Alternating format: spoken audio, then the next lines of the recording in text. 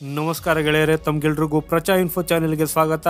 So ಗೆಳೆಯರೆ, ಭಾರತ ಹಾಗೂ UK ಅಮೆರಿಕಕ್ಕಿಂತ ಹೆಚ್ಚಿನ ಅಡ್ವಾನ್ಸ್ಡ್ ಟೆಂಪೆಸ್ಟ್ ಅನ್ನೋ ಹೆಸರಿನ ಫೈಟರ್ ಜೆಟ್ ಅನ್ನ ಮಾಡೋದಕ್ಕೆ ಬಯಸ್ತಾ ಇದೆ.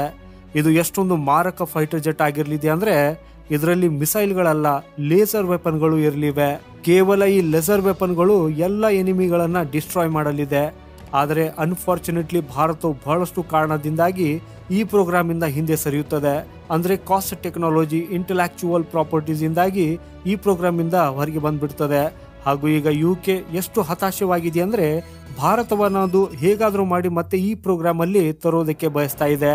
ಈ ಪೂರ್ತಿ ವಿಷಯ ಏನಿದೆ ಅನ್ನೋದನ್ನ ಈ ಒಂದು ಚಿಕ್ಕ ವಿಡಿಯೋದಲ್ಲಿ ನಾನು ನಿಮ್ಗೆ ಹೇಳಲಿದ್ದೇನೆ. ಆದರೆ ಇಲ್ಲಿವರೆಗೆ ನಮ್ಮ ಚಾನೆಲ್ ಅನ್ನ ಇನ್ನು ಯಾರು ಸಬ್ಸ್ಕ್ರೈಬ್ ಮಾಡಿಲ್ಲ, ನಮ್ಮನ್ನ ಸಪೋರ್ಟ್ ಮಾಡುವುದಕ್ಕಾಗಿ ಈ ಚಾನೆಲ್ ಅನ್ನ ಸಬ್ಸ್ಕ್ರೈಬ್ ಮಾಡೋದನ್ನ ಮರೆಯದಿರಿ. ಸೊ ಗೆಳೆಯರೆ, 2019ರಲ್ಲಿ ಯುಕೆ ಮೊದಲ ಬಾರಿಗೆ ಈ ಪ್ರೋಗ್ರಾಮ್ ಅಲ್ಲಿ ಭಾರತಕ್ಕೆ ಇನ್ವೈಟ್ ಮಾಡಿತ್ತು. ಆದರೆ ಭಾರತ ಇದರಲ್ಲಿ ಹೆಚ್ಚು ಇಂಟ್ರೆಸ್ಟ್ ಅನ್ನ ತೋರಿಸಲಿಲ್ಲ. ಆಮೇಲೆ ಯುಕೆಯು ಇಟಲಿ ಹಾಗೂ ಜಪಾನ್ನೊಂದಿಗೆ ಕೊಲಾಬರೇಟ್ ಮಾಡುತ್ತದೆ. ಆದರೆ ಈ ಫಾಸ್ಟ್ ಫಾರ್ವರ್ಡ್ 2024ರ ವರ್ಷದಲ್ಲಿ ಯುಕೆಗೆ ಇದು ತನ್ನ ದೊಡ್ಡ ತಪ್ಪಾಗಿದೆ ಅಂತ ಅನ್ನಿಸ್ತಾ ಇತ್ತು. ಈಗ ಜಪಾನ್ ಕೂಡ ಭಾರತವನ್ನು ಈ ಪ್ರಾಜೆಕ್ಟ್ ಅಲ್ಲಿ ನೀವು ಸೇರಿಸಿ ಅಂತ ಯುಕೆಗೆ ಫೋರ್ಸ್ ಮಾಡ್ತಾ ಇದೆ. ಜಪಾನ್ ಯಾಕೆ ಹೀಗೆ ಮಾಡ್ತಾ ಇದೆ? ಯಾಕಂದ್ರೆ ಇದರ ಕಾಸ್ಟ್, ಈ ಪ್ರೋಗ್ರಾಮ್ ನ ಕಾಸ್ಟ್ $32.5 ಬಿಲಿಯನ್ ಆಗಿದೆ. ಆದ್ರೆ ಇದನ್ನ 4 ದೇಶ ಕೂಡಿಕೊಂಡು ಶೇರ್ ಮಾಡಿದ್ರೆ ಅದು ಬಹಳಷ್ಟು ಸರಳವಾಗಿರಲಿದೆ. ಇದಲ್ಲದೆ ಭಾರತವು ಅತ್ಯುತ್ತಮ ಸಾಫ್ಟ್ವೇರ್ ಡೆವಲಪರ್ಗಳ ಸೈನ್ಯವನ್ನು ಹೊಂದಿದೆ ಹಾಗೂ ಭಾರತೀಯ ಸಾಫ್ಟ್ವೇರ್ ಡೆವಲಪ್ಮೆಂಟ್ಸ್ ನ ಈ ಸ್ಕಿಲ್ಸ್ ಪ್ರಪಂಚದಾದ್ಯಂತ ಚಿರಪರಿತವಾಗಿವೆ. ಹಾಗೂ BAE ಸಿಸ್ಟಮ್ ಇಂಡಿಯಾ ಕೂಡ ಈ ಕಾರ್ಯಕ್ರಮದೊಂದಿಗೆ ಸಹಕರಿಸುವ ಬಯಕೆಯನ್ನು ಕೂಡ ವ್ಯಕ್ತಪಡಿಸುತ್ತಿದೆ.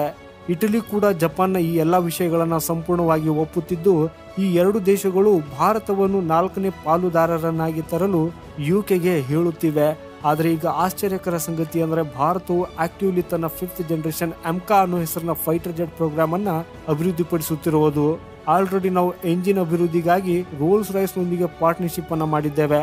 ಹಾಗೂ ಇದೇ ಕಂಪನಿಯು 6th ಜನರೇಷನ್ ನ ಟೆಂಪೆಸ್ಟ್ ಫೈಟರ್ ಜೆಟ್ ಪ್ರೋಗ್ರಾಮ್ ಅಲ್ಲೂ ಇದೆ. ಒಂದ್ ವೇಳೆ ಭಾರತವು ಈ ಪ್ರೋಗ್ರಾಮ್ ಅಲ್ಲಿ ಬಂದ್ರೆ ಈ 4 ದೇಶಗಳ ಜೊತೆ ಕೂಡಿಕೊಂಡು $32.5 ಬಿಲಿಯನ್ ಪ್ರಾಜೆಕ್ಟ್ ಅಲ್ಲಿ ತಮ್ಮ ಹಣವನ್ನ ಶೇರ್ ಮಾಡಬೇಕಾಗ್ತದೆ. ಆಗ ಭಾರತಕ್ಕೆ ಇದರಲ್ಲಿ ತನ್ನ ಹಣವನ್ನ ನೀರಿನಂತೆ ಸುರಿಯಬೇಕಾಗ್ತದೆ. ಇದಲ್ಲದೆ ಭಾರತವು ಅಡ್ವಾನ್ಸ್ಡ್ ಟೆಕ್ನಾಲಜಿ ಎಕ್ಸೆಸ್ ಅನ್ನ ಪಡೆಯುತ್ತದೆ. ಆದರೆ ಇದು ಬಹಳ ಲಿಮಿಟ್ ಅಲ್ಲಿ, ಕಂಟ್ರೋಲ್ ಅಲ್ಲಿ ಇರಲಿದೆ. ಯಾಕಂದ್ರೆ ಇಂಟೆಲೆಕ್ಚುವಲ್ ಪ್ರಾಪರ್ಟೀಸ್ ಇರ್ತವೆ. ಹಾಗೂ ಇನ್ನೊಂದೆಡೆ ಭಾರತ ರೋಲ್ಸ್ ರಾಯ್ಸ್ ನಿಂದ ತನ್ನದೇ ಆದ 5th generation fighter jet program ಅನ್ನ ಅಭಿವೃದ್ಧಿಪಡಿಸುತ್ತಿದೆ. ಇದರಿಂದ ಯಾವುದೇ ಸಮಸ್ಯೆ ನಮಗೆ ಎದುರಾಗುವುದಿಲ್ಲ. ನಾವು 4-5 ವರ್ಷಗಳಲ್ಲಿ ಸ್ವತಃ ನಮ್ಮ 5th ಜನರೇಷನ್ ಯುದ್ಧ ವಿಮಾನವನ್ನ ತಯಾರಿಸಬಹುದು. ಹಾಗೂ ನಾವು ಇದರ ಟೈಮ್ ಲೈನ್ ಕುರಿತು ಮಾತಾಡುವುದಾದ್ರೆ 2035ರ ಹೊತ್ತಿಗೆ ಅಂದ್ರೆ ಇಂದಿನಿಂದ ಸರಿಸುಮಾರು 11 ವರ್ಷಗಳ ನಂತರ ಯುಕೆ ಮೊದಲ ಬಾರಿಗೆ 6th ಜನರೇಷನ್ ಯುದ್ಧ ವಿಮಾನವನ್ನ ಜಗತ್ತಿಗೆ ಪ್ರಸ್ತುತಪಡಿಸುತ್ತದೆ. ಸೊ ಭಾರತ 6th ಜನರೇಷನ್ ನ ಫೈಟರ್ ಜೆಟ್ ಪ್ರೋಗ್ರಾಮ್ಗೆ ಹೋಗದಿರುವ ಹಾಗೂ ಅದರ 5th ಜನರೇಷನ್ ಫೈಟರ್ ಜೆಟ್ ನಿಂದ ತೃಪ್ತರಾಗುವ ಈ ನಿರ್ಧಾರವು ಸರಿಯಾದ ನಿರ್ಧಾರವೇ ಆಗಿದೆನಾ ಅನ್ನೋದರ ಬಗ್ಗೆ ದಯವಿಟ್ಟು ನಮಗೆ ಕಮೆಂಟ್ ಮುಖಾಂತರ ತಿಳಿಸಿ. ಹಾಗೂ ಭಾರತಕ್ಕೆ ಸಂಬಂಧಪಟ್ಟಿರುವಂತಹ ವಿಡಿಯೋ ಪಡೆಯುವುದಕ್ಕಾಗಿ ಈ ವಿಡಿಯೋಗೆ ಒಂದು ಲೈಕ್ ಮಾಡಿ, ಜೊತೆಗೆ ಚಾನೆಲ್ ಸಬ್ಸ್ಕ್ರೈಬ್ ಮಾಡುವುದನ್ನು ಮರೆಯದಿರಿ. ವಂದೇ ಮಾತರಂ, ಭಾರತ್ ಮಾತಾ ಕಿ ಜೈ.